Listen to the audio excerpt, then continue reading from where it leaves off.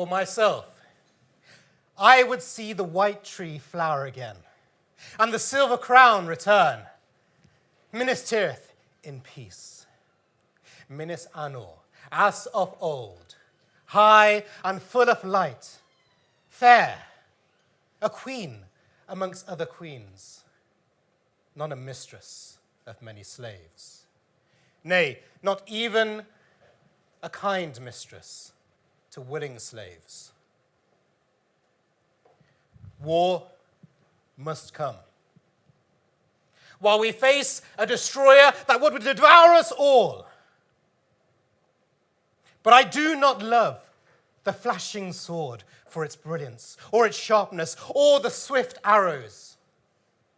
No, I love that which they defend.